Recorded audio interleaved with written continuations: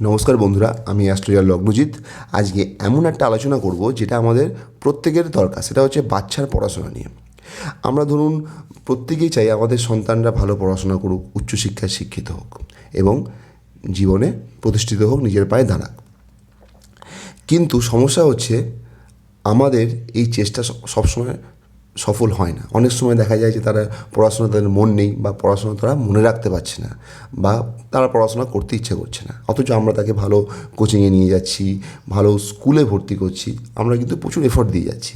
তাই এমন একটা টিপস আমি আপনাদের বলবো যেটি কিন্তু বাচ্চাদের পড়াশোনায় অবধারিত হবে, আপনাদের সুবিধা দেবে। সেই জন্য পুরো ভিডিওটি দেখুন। সেটি হচ্ছে আপনাদের বাড়ির দেয়ালে, অর্থাৎ উত্তর দিকের দেয়ালে টিয়া পাখির ছবি আটকান। আপনি দেখবেন যেসব বাচ্চারা পড়াশোনায় দুর্বল, পড়াশোনা মনে রাখতে পারে না, পড়াশোনায় মন নেই, তাদের কিন্তু অনেক উপকার হবে। নমস্কার, ভালো থাকবেন।